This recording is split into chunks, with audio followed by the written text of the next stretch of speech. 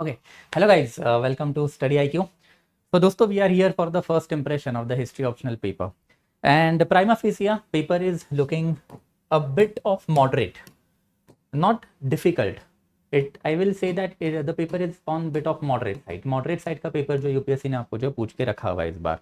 And since this is the first impression, I'm just going to give you the rough idea कि question का pattern, trend analysis, यही चीज़ों के ऊपर जो बातें करेंगे. कल मोस्ट प्रोबेबली ये पेपर का I am going to take the काफ़ी detail comprehensive video, and thereafter paper 2 का फर्स्ट इंप्रेशन आज शाम को करेंगे, एंड उसका भी एक detail video we will be taking after, you can say that day after tomorrow, most probably Tuesday को. तो let's enter into this one कि पेपर जो है that is precisely history optional का paper, how this particular paper fared this particular time. तो let's enter into this one कि सबसे पहले तो मैपिंग जो इस बार काफ़ी प्रेडिक्टेबल लाइन के ऊपर ही आया हुआ था. यूजुअली यूपीएससी आपको जो 20 मैपिंग के साइट देता है, आउट ऑफ दिस 20 मैपिंग के साइट 10 मैपिंग के साइट जो प्री हिस्टोरिकल टाइम पीरियड से ही आता है. And pre historical time period के जो इस बार के जो मैपिंग साइट है ये काफ़ी ज़्यादा ईजी आपको दिखाई देंगे. आपको हर जगह से साइट इन्होंने पूछ के रखे, palaeolithic, mesolithic, neolithic, chalcolithic, and thereafter even you can say that Harappan civilisation. तो pre and after proto history अगर आप पकड़ोगे तो pre and proto historical time period से वी कैन से दैट कि एक रफली 10 साइट्स एज यूजुअल जो हमेशा ही आती है वो अगेन इस बार जो आई हुई है. इस बार तो मैंने आपको जो है इंपॉर्टेंट मैपिंग साइट का एक चार्ट भी देके रखा हुआ था, एंड वो इंपॉर्टेंट मैपिंग साइट के एक ऑलमोस्ट 11 साइट जो है those are the repetitive. But ये साइट थोड़े से इलेबोरेटली हम लोग जो एज आई टोल्ड यू कि कल वाले लेक्चर में ही यू कैन से दैट की डिस्कस करेंगे. जैसे for example neolithic site, as you can say that कि नियोलिथिक साइट जो है बेसिकली रैंक 1, एंड थोड़ा सा राइट हैंड साइड के ऊपर है, then you can say that कि इट इज बेसिकली और Gufkral. But apart from that mesolithic, palaeolithic, neolithic, again Indus valley civilisation, Harappan civilisation, ochre colour pottery, मतलब चैल्कोलिथिक, या फिर यू कैन से डैट की कहीं ना कहीं तो Harappan civilisation, early Harappan civilisation, mesolithic, megalithic. तो ऑलमोस्ट 9 साइट जो आपको again you can say that की जो 9-10 का रेशियो यूपीएससी ने हमेशा मेंटेन करके रखा हुआ है, वही वाला रेशियो यूपीएससी ने इस बार जो है काफ़ी अच्छे खासे लेवल पे मेंटेन करके आपको देके रखा है कि किस तरीके से यू कैन से डैट की UPSC is asking the site. 10 site usually pre history, proto history, and जो रिमेनिंग 10 साइट्स हैं एक तो कैपिटल सिटी या फिर पोर्ट टाउन या फिर कोई ना कोई तो आर्ट एंड कल्चर से रिलेटेड साइट. बट अगेन वही वाला पंगा है कि सारे ही साइट यूजुअली जो है एंशन के ही है, कोई मिडिएवल का साइट अगेन आपको नहीं पूछ के रखा है. तो महाजनपदा या फिर बुद्धाज महापरिनिर्वाणा, ये तो आपको साइट देख के ही पता चलना चाहिए कि Buddha's Mahaparinirvana is nothing but the Kushinagar. वैसे फिर major rock edict of the Ashoka का माइनर रॉक एडिक्ट, तो अशोका का माइनर रॉक एडिक्ट थोड़ा सा डिफिकल्ट जाएगा हैंडल करने के लिए, बट मेजर रॉक एडिक्ट में आपको कोई प्रॉब्लम जो है नहीं होना चाहिए. Commercial centre of the Mauryan, port town हमेशा ही इंपॉर्टेंट होते हैं, इकोनॉमिकल टाउन जो है वो हमेशा ही यूपीएससी में इंपॉर्टेंट होते हैं. वैसे फिर शका कुशाना के कॉइन होड हमारे पास अवेलेबल है. देयर आफ्टर फिर इंस्क्रिप्शन मेंशनिंग अश्वमेध सैक्रिफाइसेस, तो अश्वमेध सैक्रिफाइसेस के ऊपर भी इस बार यूपीएससी ने जो है सवाल पूछे हुए हैं. देयर आफ्टर फिर यू कैन से डैट की burn brick houses, terracotta houses, and thereafter फिर यू कैन से डैट की पल्लव टाइम पीरियड. तो ज़्यादा कोई डिफिकल्ट लेवल का मैपिंग इस बार यूपीएससी ने पूछा नहीं. You could have easily handle 12 से लेके 14 sites over here. 12 to 14 site जो इजी लेवल पे you could have handle, we can say that, because themes expected line के ऊपर है. कोई ऐसा एकदम ही out of scope site UPSC ने पूछा नहीं, except Ashokan minor rock edict. The rest of the sites could have been handled easily अगर मैंने दिया हुआ कंटेंट ठीक से किया होगा, या फिर अपने लेवल पे थोड़ी बहुत अगर आपने मेहनत करके रखी होगी तो. I hope it is quite clear कि अगर हम लोग मैपिंग की बातें करते हैं तो अगेन 20 साइट्स जो यूजुअली मैपिंग की हमेशा ही आती है, एंड ये 20 साइट्स में भी आपको दिखाई देगा कि 10 sites usually pre history, proto history, and after further 10 sites expected theme के ऊपर है. यूजुअली कमर्शियल टाउन आते हैं या फिर पोर्ट टाउन आते हैं, कैपिटल टाउन्स आते हैं. वैसे ही कोई ना कोई तो एक आर्ट एंड कल्चर से रिलेटेड साइट आती है. जैसे बुद्धा का महापरिनिर्वाणा इस बार इन्होंने पूछ के रखा था, अशोका का major rock edict, minor rock edict इन्होंने पूछ लिया. तो we can easily handle this particular site, इसमें इतनी ज़्यादा डिफिकल्टी जो आपको नहीं आनी चाहिए. What is important this time is that कि एंशंट इन्होंने जो है काफ़ी अच्छा खासा मॉडरेट टू डिफिकल्ट लेवल का डाल के रखा था. Question number 2 and after question number 3 अगर ये आपको हैंडल करना है तो एंशंट का बहुत ही इलेबोरेट नॉलेज आपको लगेगा. Without having that elaborate knowledge ancient India handle करना जो है बहुत ही ज़्यादा मुश्किल बात है. Question number 2 and question number 3 usually जो एक्सपेक्टेड लाइन के ऊपर ही है. यूजुअली आपको 6 क्वेश्चन जो यूपीएससी पूछता है, इसमें से एक क्वेश्चन जो है ये प्री हिस्ट्री या फिर प्रोटो हिस्ट्री का क्वेश्चन होगा. एक क्वेश्चन जो है हड़प्पन सिविलाइजेशन का होना ही होना है. देयर आफ्टर एक क्वेश्चन जो है ये इंडस वैली सिविलाइजेशन और यू कैन से दैट कि वैदिक सिविलाइजेशन जो है इससे अल्टीमेटली आपको आना ही है. देयर आफ्टर फिर फर्दर 3 क्वेश्चन में जो है यूजुअली आपको दिखाई देगा कि एक मौर्यन टाइम पीरियड से लोग पूछेंगे. देर आफ्टर एक महाजनपदा टाइम पीरियड से ये लोग पूछेंगे, एंड देर आफ्टर एक तो गुप्ता टाइम पीरियड से ये लोग पूछेंगे, या फिर पोस्ट मौर्यन टाइम पीरियड से ये पूछेंगे। बट यूजुअली यही 6 क्वेश्चन का जो स्कोप यूपीएससी हमेशा रखती है। Question number 4, it has been a proven trend now since 2021 कि ये पूरा क्वेश्चन जो है ये अर्ली मिडिएवल टाइम पीरियड का ही होता है। तो अर्ली मिडिएवल टाइम या फिर अर्ली मिडिएवल पीरियड का ही पूरा क्वेश्चन नंबर 4 होगा। इसका यूजुअली एंशियंट से ज़्यादा कुछ लेना देना होता नहीं है। एंशियंट जो आपका खत्म हो जाता है, यू कैन से दैट 700 के अप्रॉक्सीमेटली, बट एंशियंट से ज़्यादा scope you can say that कि आपको ये पोस्ट यू कैन से पोस्ट या फिर ancient early medial time period का क्वेश्चन नंबर 4 में दिखाई देगा। अभी उसके ऊपर हम लोग बातें करेंगे, but let's enter into this theoretical question कि ये क्वेश्चन को जो आप किस तरीके से हैंडल कर सकते थे, या फिर what is the general trend of this particular question. सबसे पहले जो है chalcolithic people were expert in microlith and were also skilful in the workers of the stone. काफ़ी मॉडरेट लेवल का क्वेश्चन है, मैं इसको डिफिकल्ट लेवल पे नहीं रखूंगा, बट इसको जो है इजी लेवल पे भी हम लोग नहीं रख सकते। इसके लिए आपको चैल्कोलिथिक पीरियड के सिर्फ कल्चरल जोन पता होने नहीं चाहिए कि जोरवे, या फिर यू कैन से दैट की सावलदा, या फिर you can say that Rangpur is there, या फिर यू कैन से दैट कि आपके पास जो है बालाथल वाला एरिया है। तो ऐसे अलग अलग साइट्स, अलग अलग कल्चर आपके पास अवेलेबल तो है, बट फिर आपको यहाँ का जो है माइक्रोलिथ पता होना चाहिए कि what kind of the microlith जो है this people use to make. हमने ये चीज़ जो है लेक्चर्स में काफ़ी इलेबोरेटली देखी थी। ऐसा तो हो नहीं सकता ना कि माइक्रोलिथ जो है आपके ये सिर्फ और सिर्फ यू कैन से डैट कि मेजोलिथिक टाइम पीरियड में ही अवेलेबल है। मेजोलिथिक टाइम पीरियड से न्योलिथिक, न्योलिथिक से चैल्कोलिथिक, ये माइक्रोलिथ का इवोल्यूशन होने वाला है। And that's you need to aware कि जो माइक्रोलिथ आपको during the time period of the mesolithic period पता थे, वही वाले माइक्रोलिथ अभी तक चलने वाले। तो उस पर्टिकुलर माइक्रोलिथ जो है उसी का डाटा आपको उठाना था एंड देयर आफ्टर साइट्स के ऊपर चिपकाना था। यूजुअली ये क्वेश्चन को ब्रेक डाउन भी आप इसी तरीके से कर सकते थे कि सबसे पहले जो है चैल्कोलिथिक पीरियड की 4 साइड के ऊपर एक एक डाटा डालो, आपको जो है 4-5 पॉइंटर यहाँ पे मिल जाएंगे। देर आफ्टर इनके माइक्रोलिथ के ऊपर का डाटा आपको डालना था, 4-5 पॉइंटर आपको यहाँ पे मिल जाते। एंड देर आफ्टर इनका जो वर्कर्स या फिर स्टोन क्राफ्ट जो है इनके ऊपर आपको जो है फिर डाटा डालना था। स्टोन क्राफ्ट में आपके पास जो है इनके वेपन्स अवेलेबल है। वेपन्स आपके पास यू कैन से दैट कि agriculture as well as you can say that कि this one that is agrarian, दोनों वेपन आपको दिखाई देंगे। Since we are talking about chalcolithic people, then chalcolithic people में एग्रीकल्चर तो होगा ही। वैसे फिर आपके पास यूटेंसिल्स अवेलेबल है। यूटेंसिल्स के बाद अल्टीमेटली आपके पास जो है फिगर्स, मल्टीपल फिगर जो है स्टोन की, जैसे फॉर एग्जांपल इनके स्टोन फिगर में आपको जो है मदर गॉडेसेस के फिगर जो है ये दिखाई देंगे। तो मदर गॉडेसेस के फीचर्स या फिर फिगर आपके पास जो अवेलेबल है।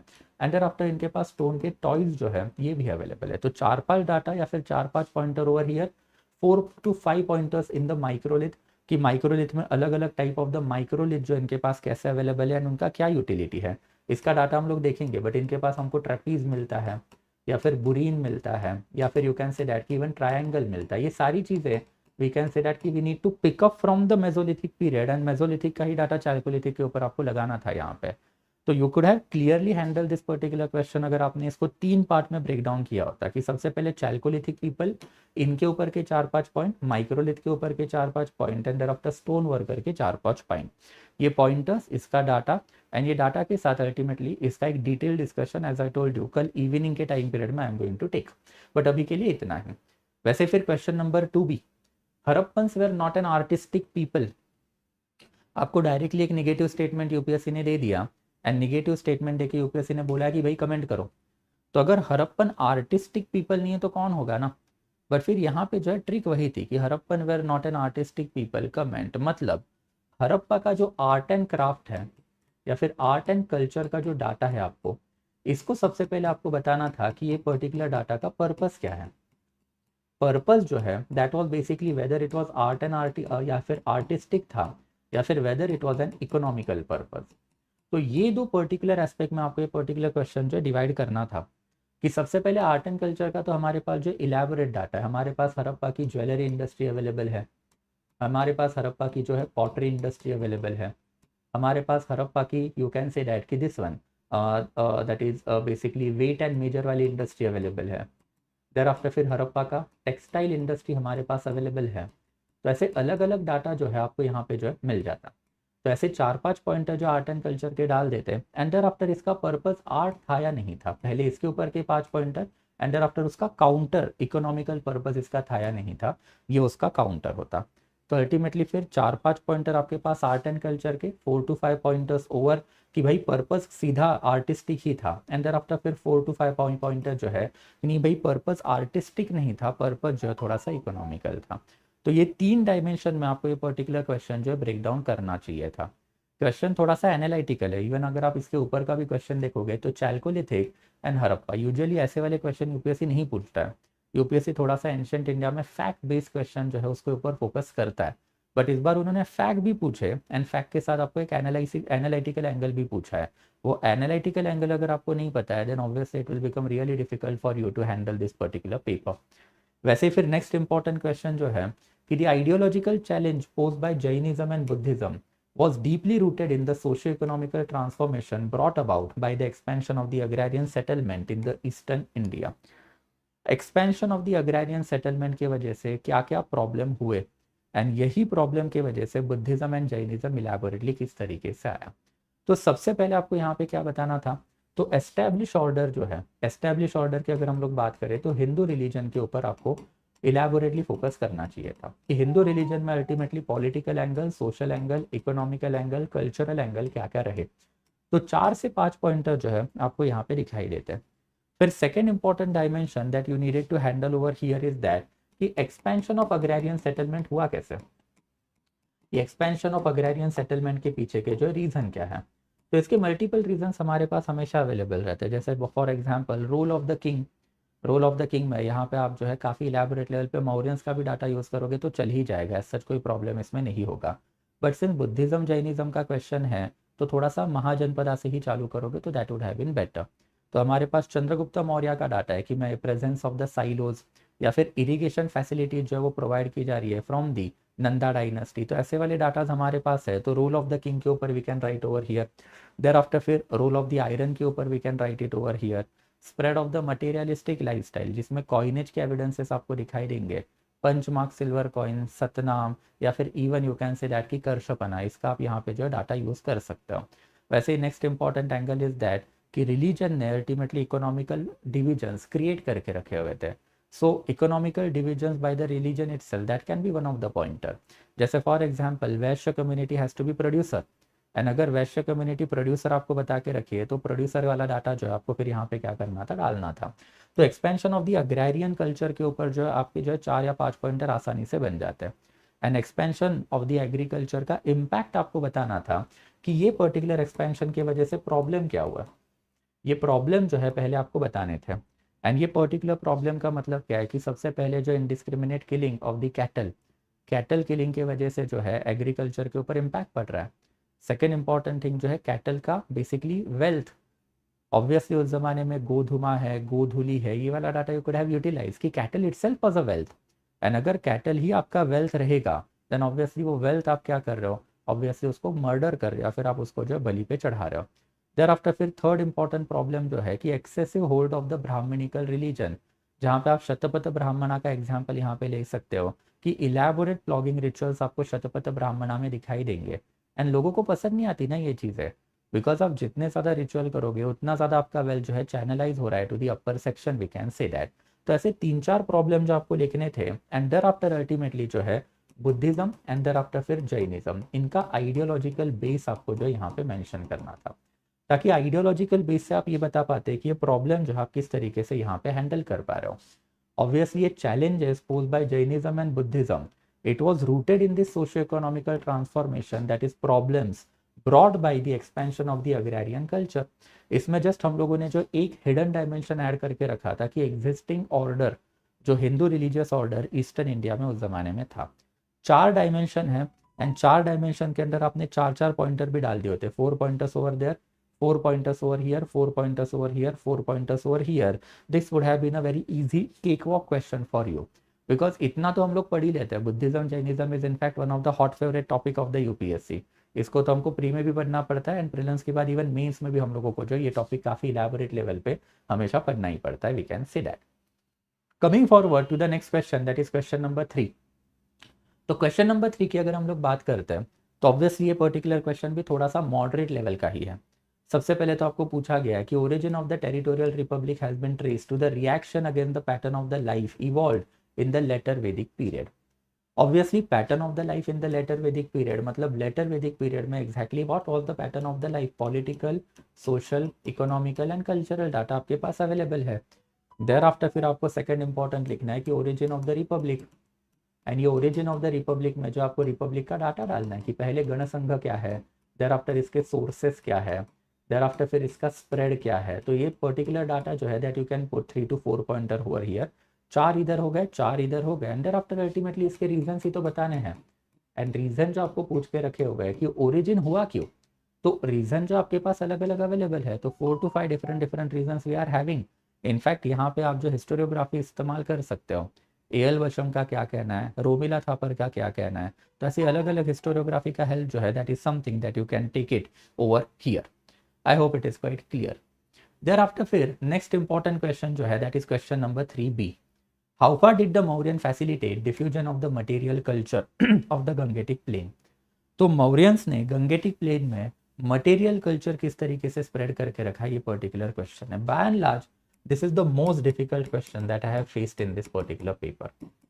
ये पर्टिकुलर पेपर जो इसका हमारे पास ज़्यादा डाटा, ये क्वेश्चन का हमारे पास जो डाटा है ही नहीं। मौर्यंस का diffusion of the material culture in the Gangetic plane के बाहर एग्जैक्टली क्या रोल रहा है, सिंपल है। तो ऑब्वियसली ये पर्टिकुलर क्वेश्चन जो है बहुत ही ज़्यादा डिफिकल्ट है, बिकॉज मौर्यंस के अलावा फिर आपको रीजनल एम्पायर जो मौर्यन के साइमल्टेनियसली चल रहे थे उसका डाटा यहाँ पे काफ़ी इलेबोरेट लेवल पे चाहिए। हम लोग अकेडमिक्स में तो इतना इन डिटेल पढ़ लेते हैं, बट यूपीएससी में हम लोग मौर्यंस के टाइम पीरियड के जो कंटेम्प्रेरी किंगडम्स रहे हैं उनके ऊपर बिल्कुल नहीं जाता है। अगर आप वहाँ पे जाओगे देन यू विल रियलाइज कि मौर्यंस आने से पहले उनका मटेरियल कल्चर कैसा था एंड आफ्टर मौर्यंस का मटेरियल कल्चर कैसा है। तो इन दैट कैपेसिटी क्वेश्चन को हैंडल करने का एक ही तरीका है, and that particular aspect is the spread of the Mauryan material culture. मतलब आपको बताना पड़ेगा कि भाई इनका जो बोध गया में क्या मिला हुआ है, देयर आफ्टर फिर इनका जो मासरा लायन जो आपको दिखाई देगा, मासरा लायन के ऊपर you can talk, thereafter फिर मौर्यन पिलर्स के ऊपर यू कैन टॉक जो अक्रॉस गंगेटिक प्लेन में आपको जो स्प्रेड होते हुए दिखाई देंगे। देयर आफ्टर फिर आप पाटलिपुत्र की बातें कर सकते हो कि पाटलिपुत्र में आपको जो मौर्यन इंफ्रास्ट्रक्चर, मौर्यन आर्किटेक्चर काफ़ी इलेबोरेट लेवल पे दिखाई देगा। तो बस आपके पास ये 4 या 5 पॉइंटर ही अवेलेबल है, एंड ये 4 या 5 पॉइंटर में आपको हर एक पर्टिकुलर पॉइंटर के ऊपर जो है 2-2, 3-3 पॉइंटर निकाल के क्वेश्चन जो है हैंडल करना पड़ता। I would have done the same, because obviously बहुत ही डिफिकल्ट लेवल का क्वेश्चन है कि मौर्यंस ने मटेरियल कल्चर जो है ये गंगेटिक प्लेन या फिर गंगेटिक प्लेन में जो है आजू बाजू वाले एरिया में किस तरीके से डिफ्यूज किया। तो अब जब हमको ये नहीं पता है कि भाई किस तरीके से किया, then obviously we need to handle it. And फिर हैंडल कैसे करोगे, देन ऑब्वियसली आपको डाटा लाना पड़ेगा कि मौर्यंस का जो मटेरियल कल्चर अलग अलग एरिया में जो स्प्रेडेड है, कि हमारे पास बोध गया है, पाटलिपुत्र है, देयर आफ्टर फिर पिलर आपको जो है बिहार में दिखाई देंगे, उत्तर प्रदेश में दिखाई देंगे, हरियाणा में दिखाई देंगे। देयर आफ्टर फिर हमारे पास जो है यू कैन से दैट कि मासरा लायन जैसी चीज़ें अवेलेबल है।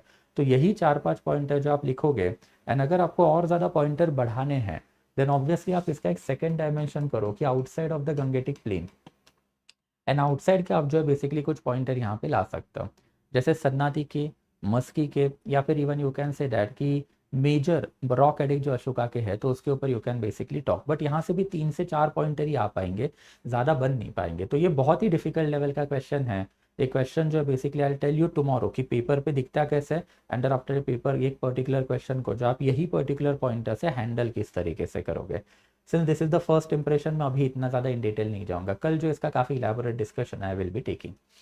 देयर आफ्टर फिर question number 3C। Question number 3C की अगर हम बात करते हैं तो examine the nature and impact of India's contact with central Asia during the 1st to 3rd century ED. How did this interaction influence India's political, cultural and economical sphere? Obviously central Asia का जो contact India के साथ हुआ तो आपको जो है पहले इन्वेजन बताने पड़ेंगे।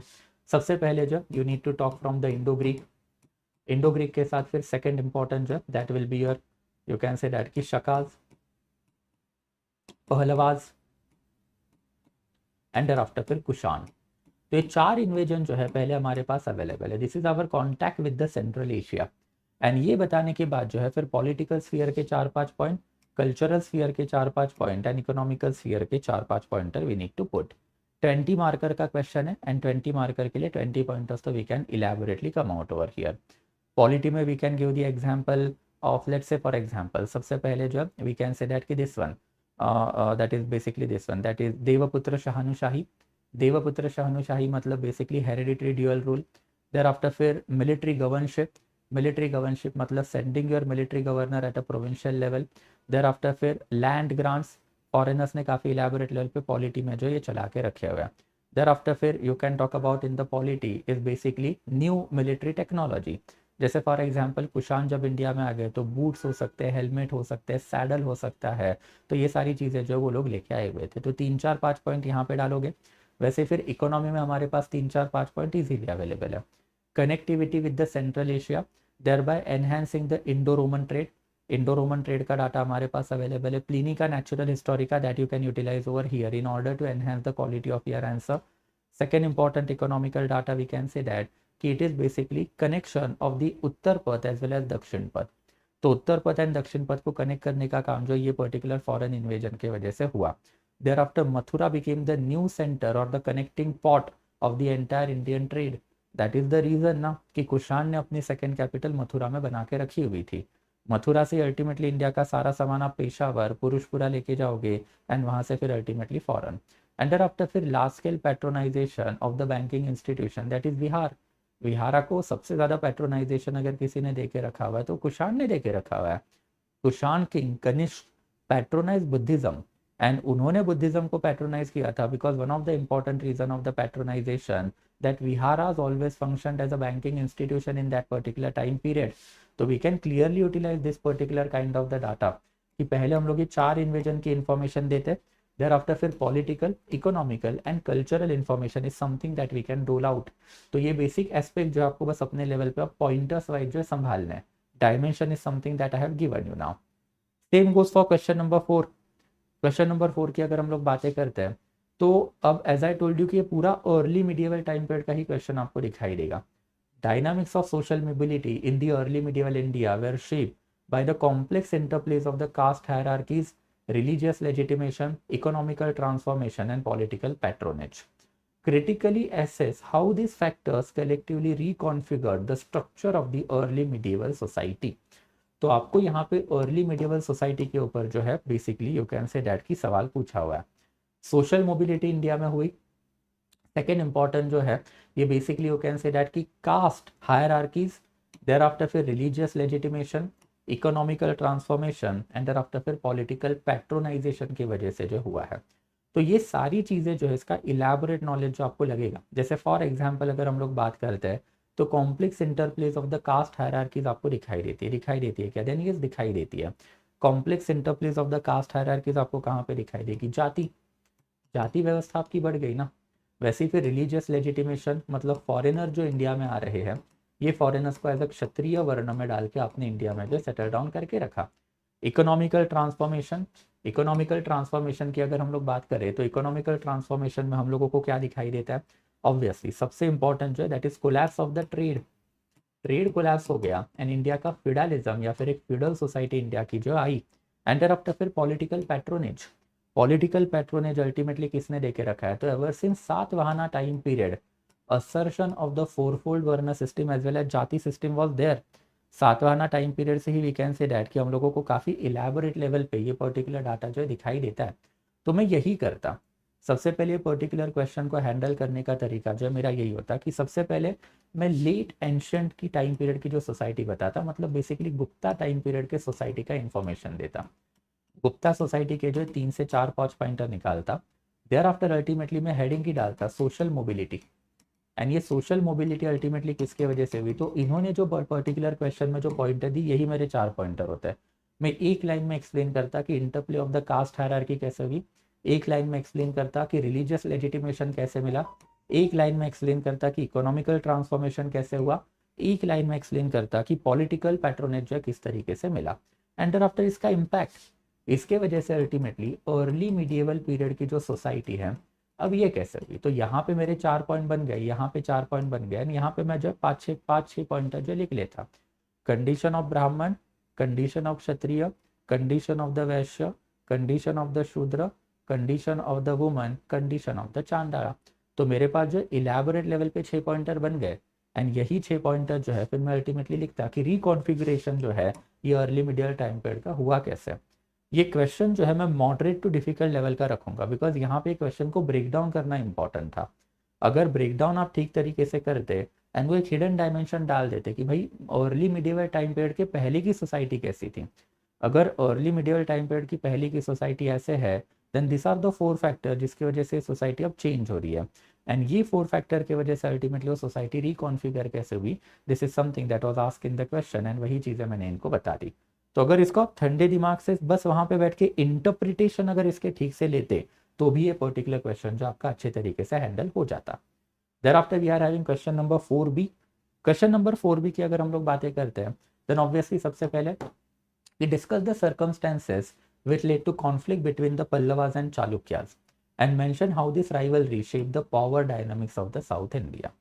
ऑब्वियसली पल्लवाज एंड चालुक्यास के कॉन्फ्लिक्ट के ऊपर का डाटा तो हमने काफ़ी इलेबोरेटली देख के रखा है, एंड ये पर्टिकुलर क्वेश्चन तो इस बार एक्सपेक्टेड भी था। ये पर्टिकुलर क्वेश्चन के ऊपर लास्ट ईयर भी उन्होंने सवाल पूछा, ये साल भी इन्होंने जो सेम क्वेश्चन जो वापस से रिपीटेटिव कर दिया है।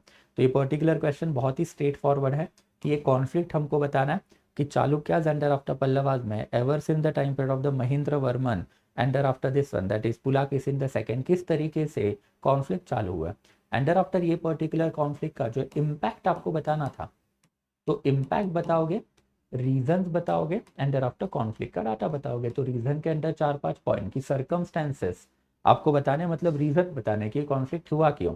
देयर आफ्टर कॉन्फ्लिक्ट के 4-5 पॉइंट आप लिखोगे, एंडर आफ्टर फिर इसके इम्पैक्ट के 4-5 पॉइंट है जो आपको निकालने पड़ेंगे। तो 5 पॉइंटर्स आपके पास, इसके 5, इसके 5, इसके 15 मार्कर है, 15 पॉइंटर आपके पास जो ऑटोमेटिकली या फिर काफ़ी आसानी से जो ये पर्टिकुलर क्वेश्चन के हो जाएंगे, and you will be able to handle this particular question in an efficient manner. And finally we can say that कि question number 4C, critically evaluate major stages in the development of the art and literature in the early medieval India and explain these stages reflected the broader changes in the society and patterns of patronage during the period. सबसे पहले तो major stages of the development of the art and literature in the early medieval India.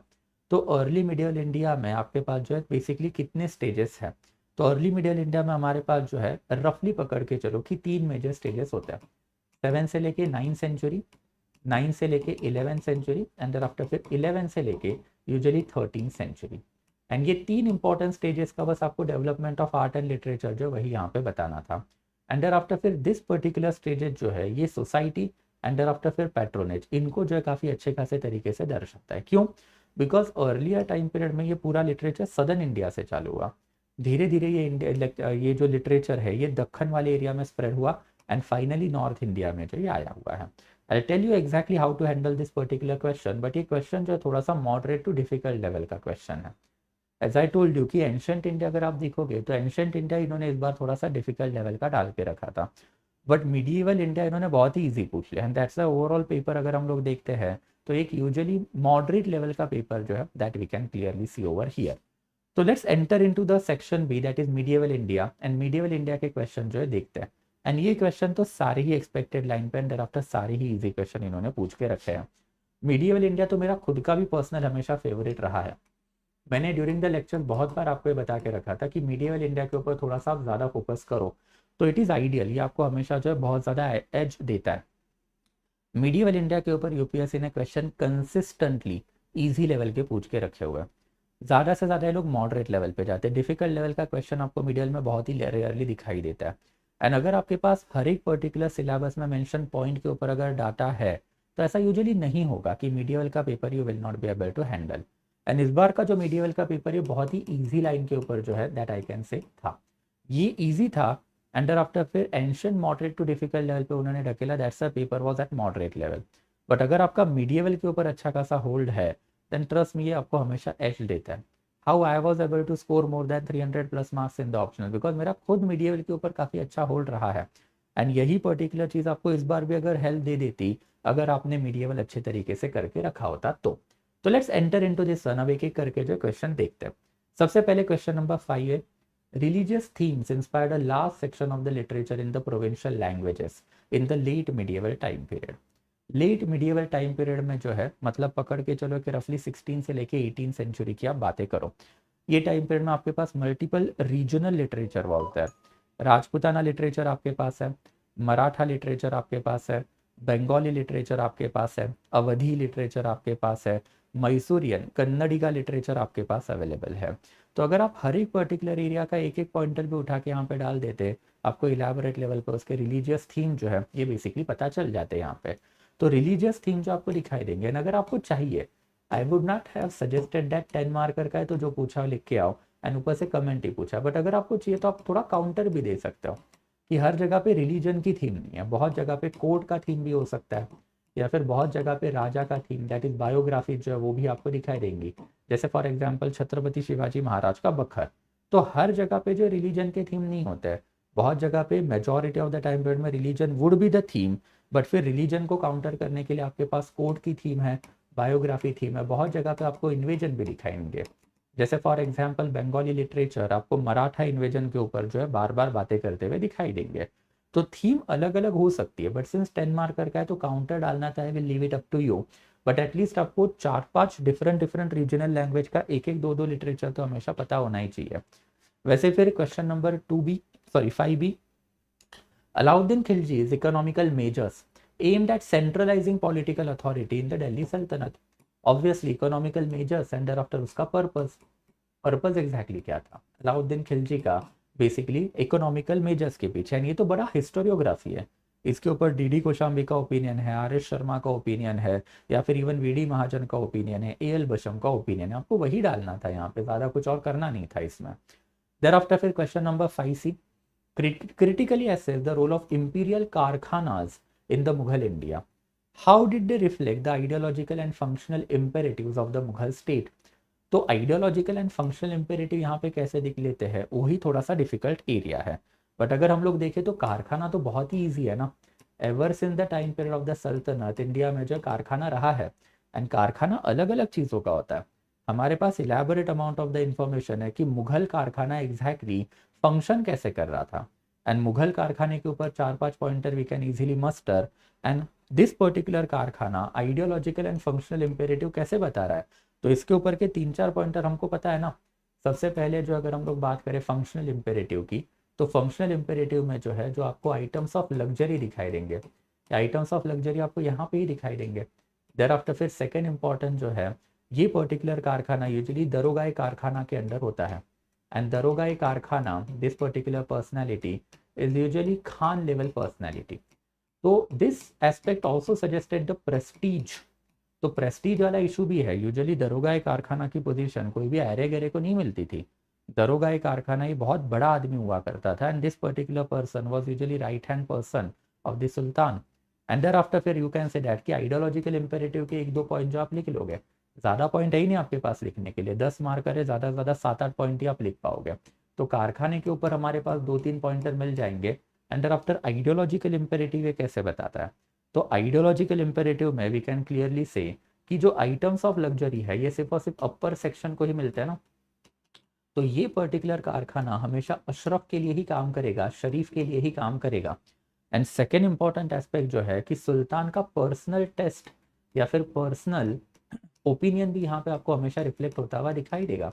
जैसे for example Akbar का तस्वीर खाना जो है अकबर का, ये क्या रहा है, then obviously this particular तस्वीर खाना is nothing but the separate कारखाना of the entire paintings under the Akbar। and Mughals Islamic थे, इस्लामिक रिलीजन पेंटिंग की परमिशन नहीं देता है, बट फिर भी पेंटिंग जो है चल रही है। तो एक आइडियोलॉजिकल कंसिडरेशन आपको यहाँ पे दिखाई देगा ना, आइडियोलॉजिकल इंपेरेटिव आपको दिखाई देगा। तो 2-3 pointer here, 2-3 pointer over here, 2-3 pointers over here, आसानी से 7-8 पॉइंटर तक जो आप ये पर्टिकुलर क्वेश्चन जो खींच सकते थे। Next important question is the question number 5D. The principle of Sikhism represented a harmonious blend of the Islamic and Indic religious belief and practices. Sikhism ये highly Islamic and thereafter फिर Hindu religion से क्या है, influence है। जैसे for example Hindu religion से इन्होंने कौन से कंसेप्ट उठाए, तो कंसेप्ट ऑफ द टेम्पल इन्होंने हिंदू रिलीजन से उठा के रखे हुए। देयर आफ्टर फिर नेक्स्ट इंपॉर्टेंट जो है दैट इज गुरु शिष्य परंपरा। तो गुरु शिष्य परंपरा जो ये इन्होंने हिंदू रिलीजन से उठा के रखा हुआ है। देयर आफ्टर फिर म्यूजिक, इनके बेसिकली जो यूजुअली कीर्तन होते हैं, तो ये भी इन्होंने जो हिंदू रिलीजन से जो उठा के रखे हुए हैं। एंड वैसे इस्लामिक रिलीजन से भी इन्होंने काफ़ी अच्छी खासी जो है चीज़ें उठा के रखी है। जैसे for example belief in monotheism, thereafter फिर belief in non idolatry, and thereafter फिर belief in equality, equality is the hallmark of the Islamic religion, it is not the hallmark of the Hindu religion. And thereafter principle आपको बताने थे, तो 2-3 principle of the Sikhism तो सभी को पता है ना। तो प्रिंसिपल ऑफ सिखिज्म की अगर हम लोग बात करते तो गुरु नानक के प्रिंसिपल भी आप लिख लोगे तो that would be more than sufficient. And Guru Nanak के प्रिंसिपल जो है that will be, you can say that कि base of the entire Sikh religion, तो उनके प्रिंसिपल आप लिख लो।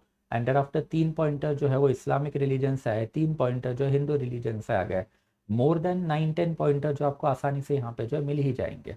And thereafter finally gunpowder change the character of warfare in India during the Mughal Ira.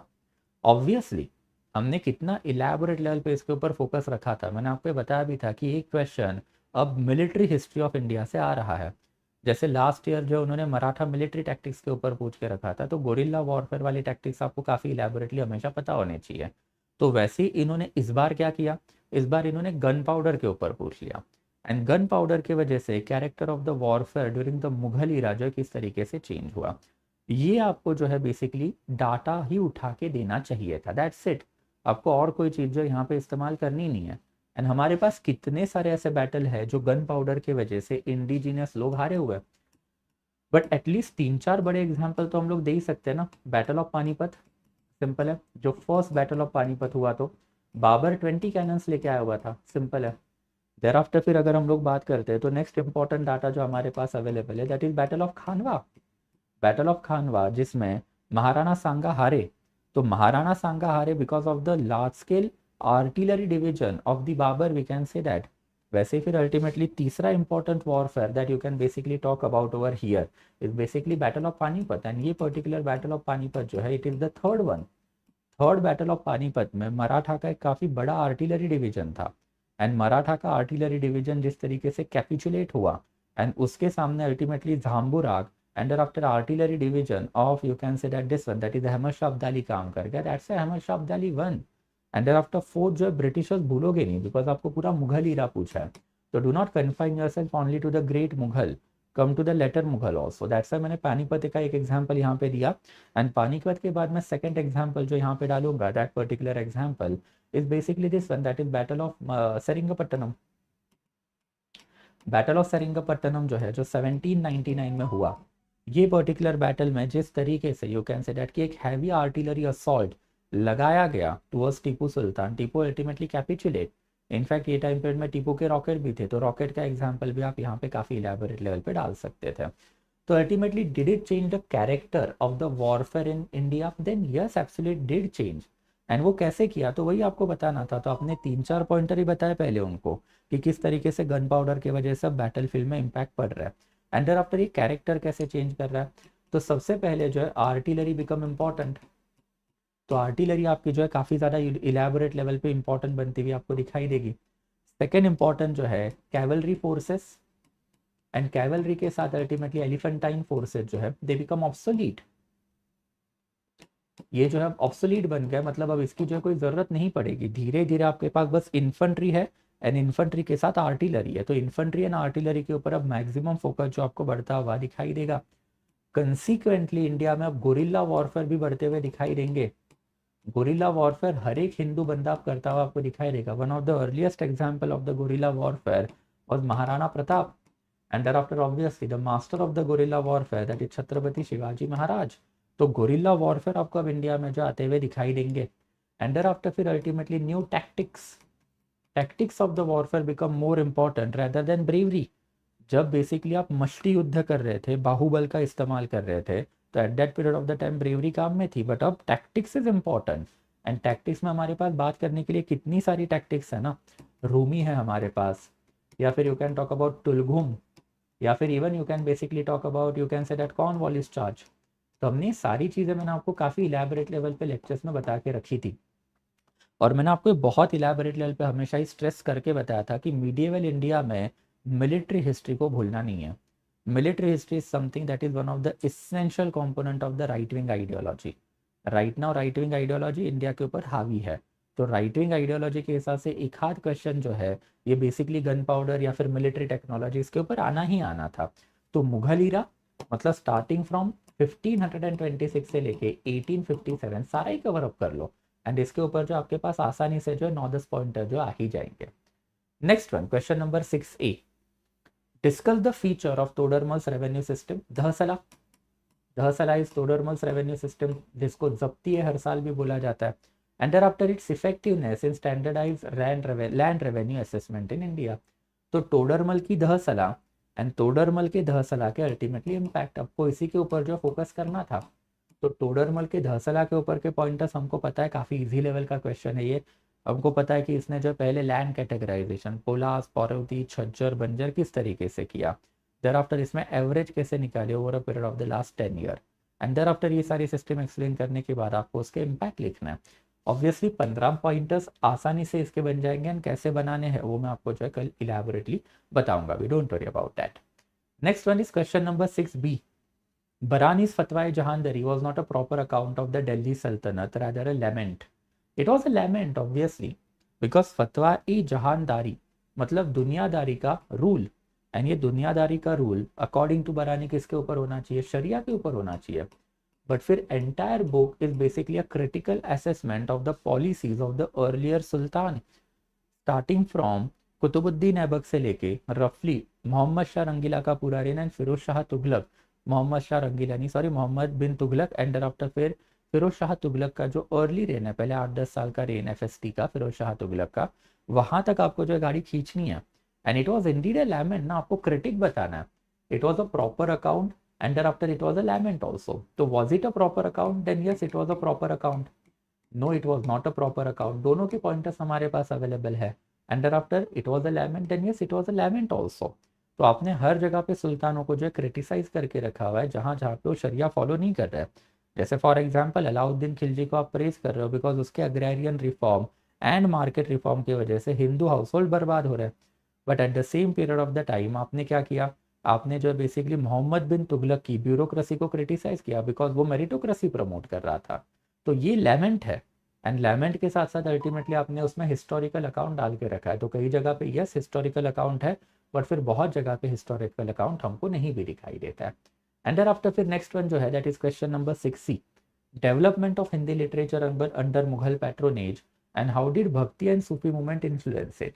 ये एक पर्टिकुलर क्वेश्चन मुझे थोड़ा सा मॉडरेट लेवल का लगा, बिकॉज ये पिन पॉइंट डाटा आपके पास होना चाहिए कि Hindi literature under Mughal India किस तरीके से जो है डेवलप्ड हुआ है, एंड भक्ति एज वेल एज सूफी मूवमेंट का इसमें अगर कोई कॉन्ट्रीब्यूशन है या नहीं है।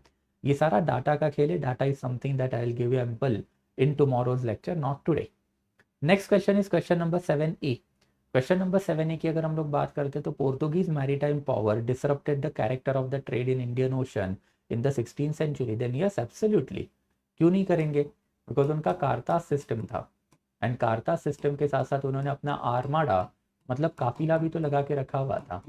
एंड ये दो चीज़ें करने के साथ साथ अल्टीमेटली इन्होंने अपनी जो मिलिट्री टेक्नोलॉजी है, ये military technology you can say that कि इंडिजिनियस लोगों को भी बेच के रखी हुई थी ना।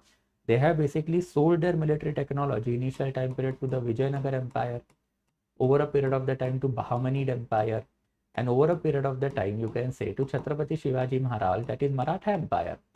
तो अगर आपने मिलिट्री टेक्नोलॉजी इंडिया में इंट्रोड्यूस करके रखी है, thereafter you have a well establish policy to monopolise entire Indian oceanic trade, then we can clearly say कि पोर्तुगीज मैरीटाइम पावर जो है वो कहीं ना कहीं तो इंडियन ओशन के कैरेक्टर को जो है डिसरप्ट कर रहा था। अब वो कैसे कर रहा था कैसे नहीं वो हम लोग कल वाले लेक्चर में जो है देखेंगे, but I hope it is quite clear कि पहले तो पोर्तुगीज मैरीटाइम पावर एंड इसके वजह से जो अल्टीमेटली कैरेक्टर जो है इंडिया का किस तरीके से चेंज हो रहा है।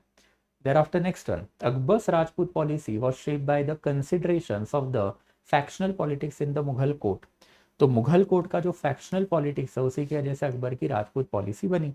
तो अकबर के राजपूत पॉलिसी के 4 फेजेस आपको इलेबोरेट लेवल पे बताना है, एंड ये 4 फेजेस का आपको क्या देना है, देन ऑब्वियसली एक एनालिसिस देना है कि ये 4 फेजेस के पीछे के रीजंस क्या है, what are the reason behind the 4 phases of the Akbar's Rajput policy.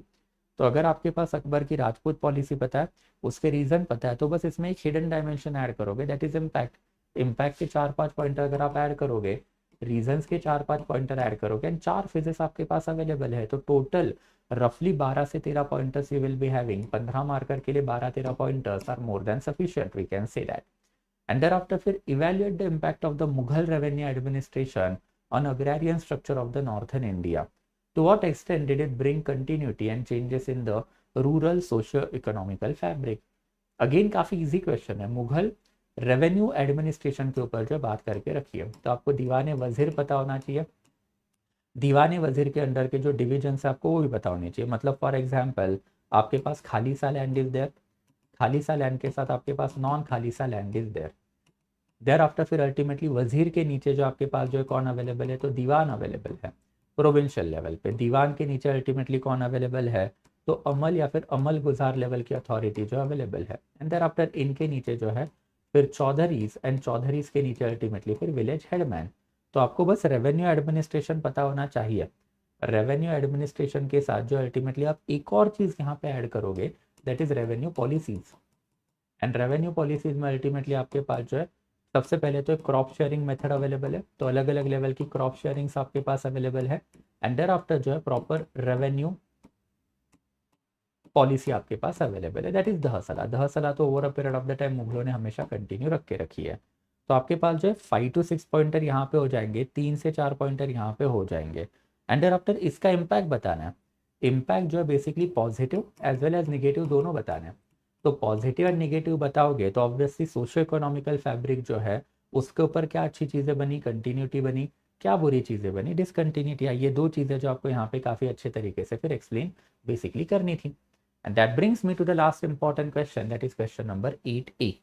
Question number 8A की अगर हम लोग बात करते हैं तो Aurangzeb religious policy was a reflection of the change political realities of the Mughal empire. Obviously इसके ऊपर तो मैंने आपको कितनी बार बता के रखा हुआ था, मतलब मैं हर बार आपको ये चीज़ के ऊपर जो है ट्रेस करके बैठा था कि औरंगजेब की रिलीजियस पॉलिसी जो है it was a pragmatic policy.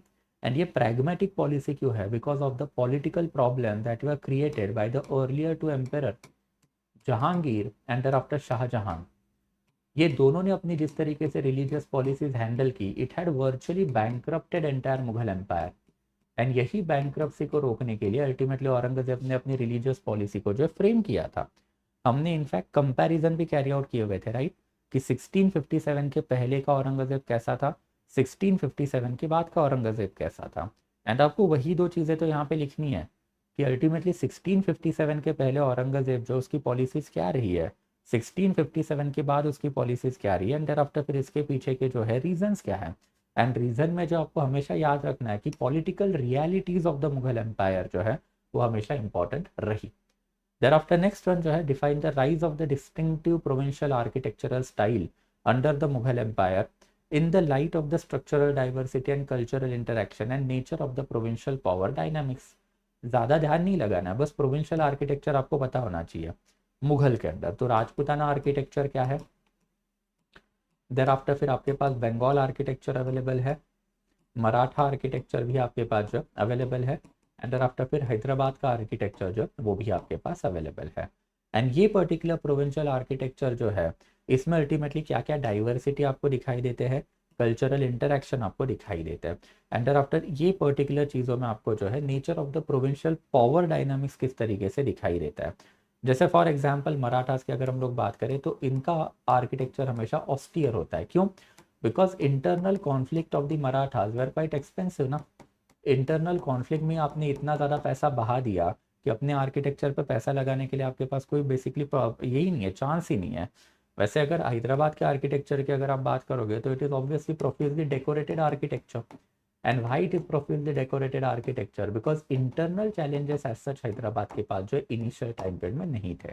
तो ऐसे पॉइंटर्स हमको बताने पड़ेंगे एंड वो हम लोग बनाएंगे भी। पहले रीजनल आर्किटेक्चर एक्सप्लेन करो, इसमें जो स्ट्रक्चरल डाइवर्सिटी है उसके ऊपर के 3-4 pointer we can come out, cultural interaction के ऊपर के 3-4 pointers we can come out, and provincial power dynamics के 3-4 पॉइंटर जो है that we can come out. And finally we can say that कि question number 8C critically examine the political, military and administrative factors that led to transformation of the Maratha character in the 18th century. How did these changes influence its rise and eventual decline? तो political, military and administrative factor जो मराठा का character जो change किया वो आपको बताना है। Character change हुआ ना, 18th सेंचुरी का मतलब क्या हुआ, सबसे पहले 1800 एंड उसके पहले का 100 ईयर का टाइम पीरियड। एंड ये टाइम पीरियड में मराठा पूरी तरीके से चेंज हो गया भाई, because power fell from the hand of the Bhosale family into the hand of the Bhatt family, मतलब पेशवा फैमिली। एंड जब आपका पावर फ्रॉम द क्षत्रिय और शूद्र टर्न क्षत्रिय भोसले फैमिली से ब्राह्मण फैमिली में जब आपका पावर ट्रांसफॉर्मेशन होगा तो ऑब्वियसली उसका इम्पैक्ट आपके पूरे कैरेक्टर के ऊपर पड़ने वाला है। तो मराठा का कैरेक्टर चेंज हुआ नहीं हुआ? जैसे पहले पॉलिटी में छत्रपति शिवाजी महाराज के टाइम पीरियड में आपको थोड़ा बहुत डिसेंट्रलाइजेशन दिखाई देगा, पेशवा आते आते हाईली सेंट्रलाइज एडमिनिस्ट्रेशन हो गया। वैसे ही पॉलिटी की अगर हम लोग बात करते हैं तो छत्रपति शिवाजी महाराज जो मेरिटोक्रेसी को प्रमोट करते थे, अल्टीमेटली पेशवा जो है ब्राह्मणवाद या फिर ब्राह्मणिज्म को जो प्रमोट करेंगे। पॉलिटिकल एस्पेक्ट की अगर हम लोग बात करें तो छत्रपति शिवाजी महाराज के टाइम पीरियड में role of woman was quite prominent. Peshwas के टाइम पीरियड में रोल ऑफ वुमन पूरी तरीके से खत्म किया गया, women's were again confined to the home only. तो वैसे ही सोसाइटल लेवल पे आपको दिखाई देगा कि छत्रपति शिवाजी महाराज या फिर मराठास वे Shudra once upon a time period, they had converted themselves into the Kshatriya. तो सोसाइटी लिबरल थी, बट पेशवा के टाइम पीरियड में अल्टीमेटली आते आते वो कंजर्वेटिव हो गई। सोसाइटल लेवल पे Chandal community was not discriminated upon during the time period of the Maharaj. ये मैंने आपको कितनी बार एग्जाम्पल के साथ बता के रखा था कि Chhatrapati Shivaji Maharaj and Akbar this were perhaps the only people जिनके कोर्ट में अनटचेबल्स तक आ सकते थे। अदरवाइज इंडिया का कोई भी राजा अनटचेबल को अपने सिटी या फिर विलेज के अंदर नहीं आने देगा, बट ये लोग आने देते थे। बट फिर पेशवा फैमिली के अंदर जो है अगेन अनटचेबिलिटी जो it was enforced upon since it was the law of the land. तो आपके पास जो सोसाइटल डाटा है वैसे इकोनॉमिकल है, कल्चरल है, तो हमको इलेबोरेट लेवल पे मराठा का कैरेक्टर जो चेंज होता हुआ दिखाई दिया। एंड उसके पीछे के जो political reason, military reason and administrative reason हमको बताना है। पॉलिटिकल रीजन तो सबसे पहला यही है कि भोसले फैमिली से भट्ट फैमिली में ट्रांसफर हो गई पावर। मिलिट्री रीजन में आप गुरिल्ला वॉरफेयर को छोड़ के पिच वॉरफेयर में चले गए, दैट इज ओपन वॉरफेयर में आप चले गए। एंड एडमिनिस्ट्रेटिव फैक्टर्स में डिसेंट्रलाइज एडमिनिस्ट्रेशन से हाईली सेंट्रलाइज एडमिनिस्ट्रेशन में आप आ गए। तो अल्टीमेटली ये सारी चीज़ें आपको बस यहाँ पे एक्सप्लेन करनी है। इजी लेवल का क्वेश्चन है ये, कोई ज़्यादा इंपॉर्टेंट या फिर इतना भी कोई ज़्यादा जो है प्रॉब्लमेटिक या फिर बड़ा क्वेश्चन नहीं है। अगर मराठास की आपको इलेबोरेट आइडिया हो गया, वो होनी भी चाहिए। विजयनगर एम्पायर के ऊपर एक क्वेश्चन आना ही आना है, मराठास के ऊपर एक क्वेश्चन आना ही आना है, ये हम लोग हर जगह पे देखते हैं। हर जगह पे मैंने आपको ये चीज़ बता के रखी है। तो ये दो एम्पायर तो आपको जो है पीने हैं पूरी तरीके से, you cannot leave upon them. इस बार जो इन्होंने विजयनगर एम्पायर के ऊपर तो क्वेश्चन नहीं पूछा, बट इन्होंने मराठा एम्पायर के ऊपर तो क्वेश्चन पूछ लिया। एंड वही मराठा एम्पायर का क्वेश्चन जो है इजी लेवल का, इतना ज़्यादा जो है difficult is not there. Overall अगर हम लोग देखते हैं तो एंटायर मीडिएवल इंडिया जो है it was an easy level का पेपर। ऐसा नहीं है कि इसमें कोई बेसिकली इस बार जो है यूपीएससी ने शॉकर दे के रखा है। बाय एंड लार्ज सारे ही क्वेश्चन एक्सपेक्टेड लाइन पे है। एंड क्वेश्चन जो है वो कहीं ना कहीं तो मॉडरेट लेवल से लेके ईजी लेवल के ऊपर डिपेंडेंट है। Majority of the questions are easy, some of the questions are moderate. And I am still reiterating कि एंशंट एंड मीडिएवल में जो है दिस इज अनदर ईयर। अगर आप पिछले 4 या 5 साल का पेपर निकालोगे 2021 से लेके 25, you will consistently find it कि मीडिएवल इंडिया में काफ़ी स्ट्रेट फॉरवर्ड क्वेश्चन आ रहे हैं, कोई आपको दिमाग नहीं लगाना है। एंशंट इंडिया में बहुत ही ज़्यादा एनालिटिकल क्वेश्चन आ रहे हैं। एक क्वेश्चन की क्वालिटी जो आप देखोगे तो एक क्वेश्चन जो है सारे एनालिटिकल क्वेश्चन है, और वो होंगे भी ना।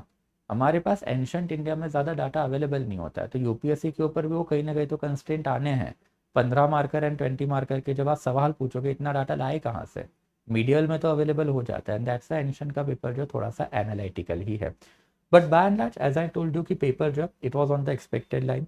सबसे पहले जो वी कैन से दैट कि मैपिंग में यूपीएससी ने अपना पैटर्न जो कंटिन्यू रखा हुआ है। मैपिंग में यूपीएससी ने क्या किया है, देन ऑब्वियसली एक रफली 10 साइड जो है ये prehistory and then after proto history से वापस से पूछ ली। तो ये दोनों ही साइट आपको काफ़ी इलेबोरेट लेवल पे हमेशा करनी रहती है। एंड अगर आप साइट भी देखोगे तो काफ़ी ईजी लेवल के साइट है, ऐसे नहीं कि कोई डिफिकल्ट लेवल के साइट पूछे। इनफैक्ट लास्ट ईयर से इस बार अगर आप कंपेयर करोगे तो एक रफली 15 to 17 साइट जो ये इजीली डुएबल साइट थी। लास्ट ईयर जो वो रेशियो 9 to 10 साइट्स का ही था।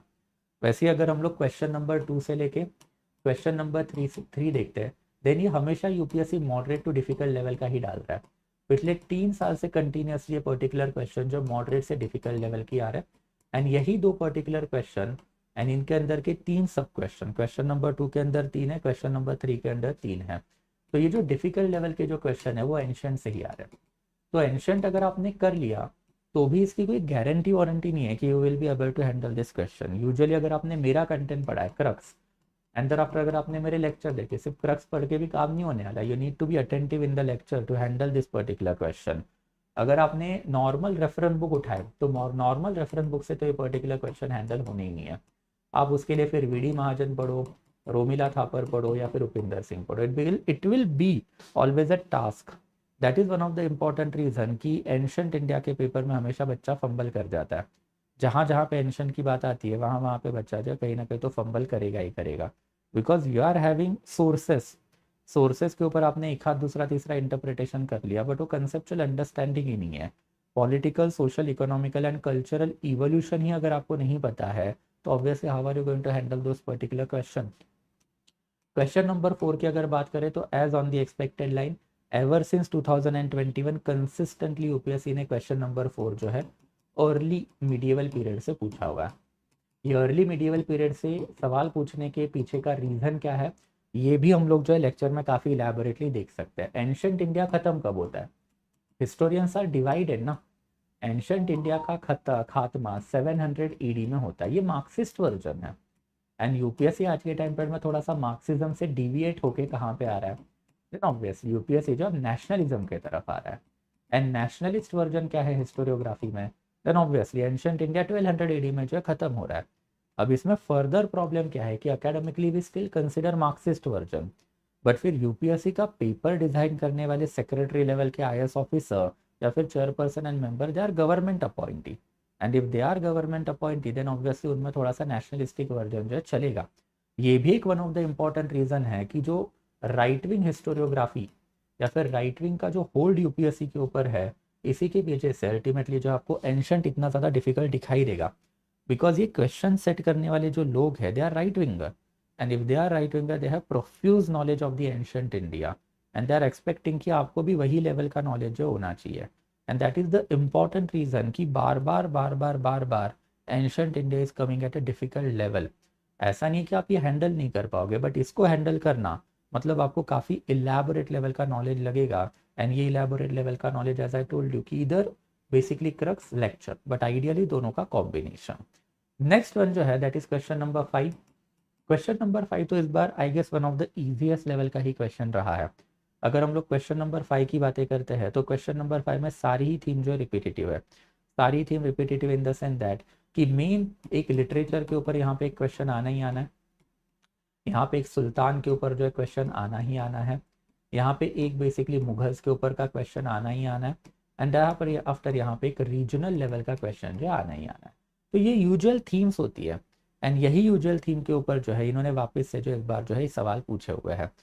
एंड फर्दर अगर हम लोग बात करते हैं तो question number 6, question number 7 and question number 8 ये हमेशा से ही इजी टू मॉडरेट लेवल के यूपीएससी पूछ रहा है।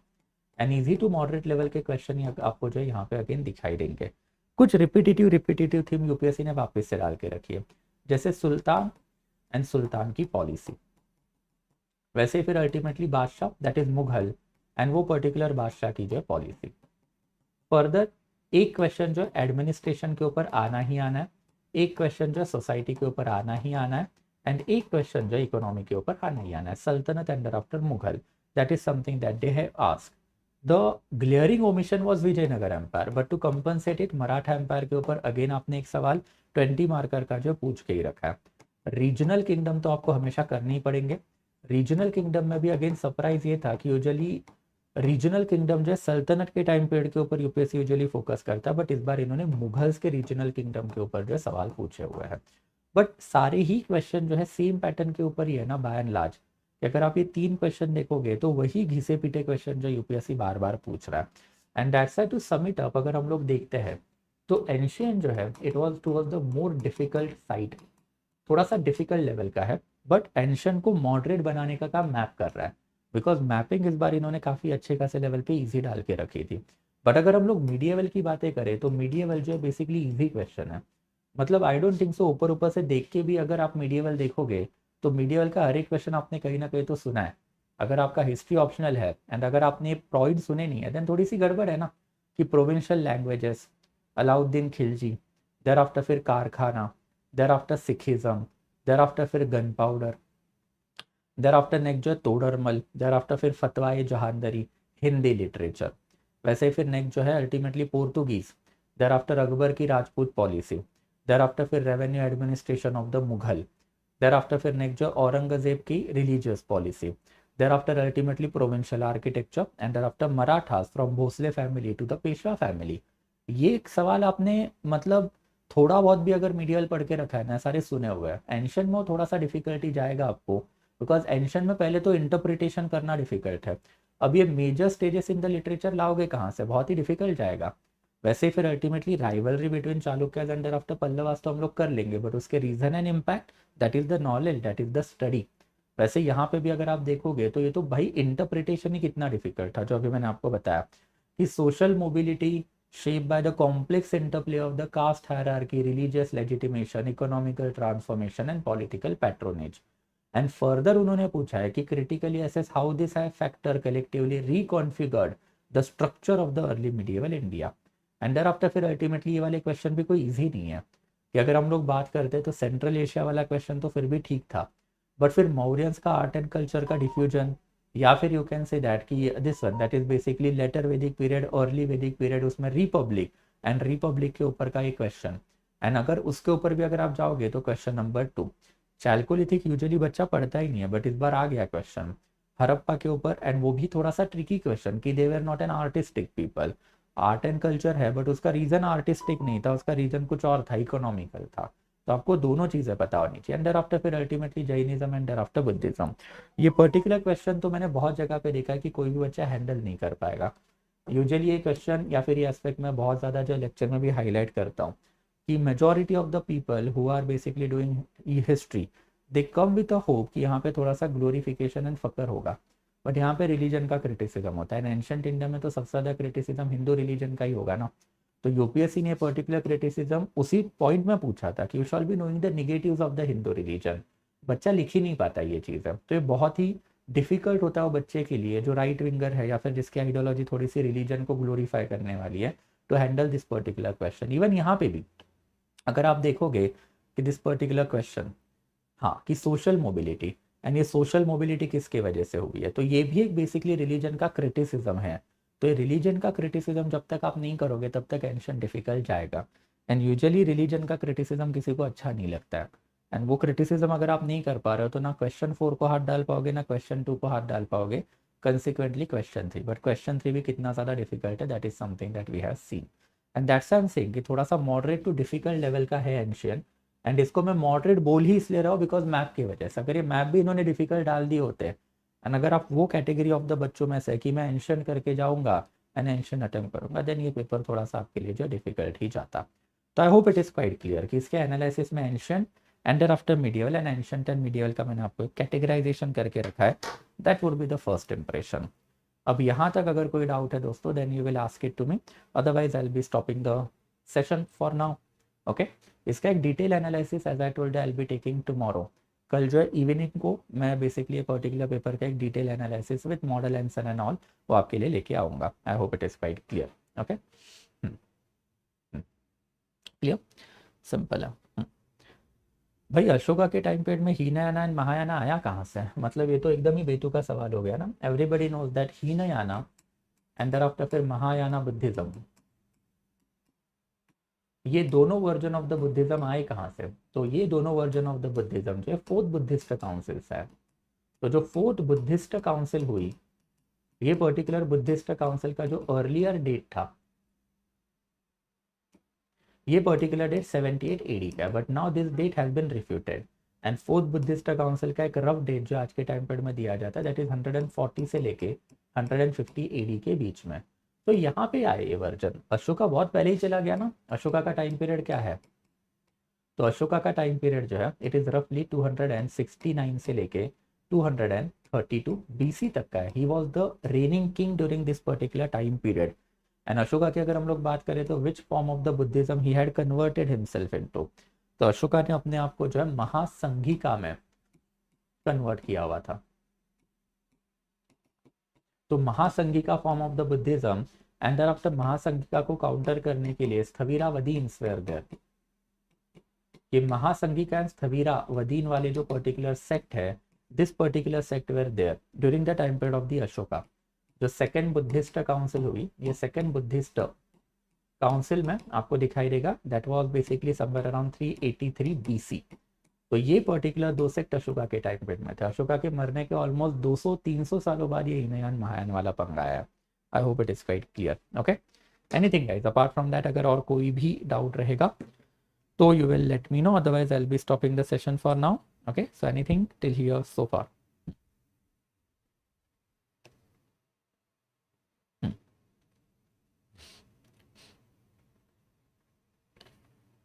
Hmm.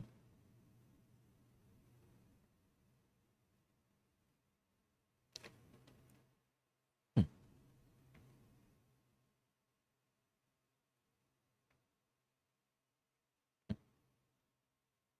Clear, I take that everything is clear. Okay, so I'll be stopping the session for now.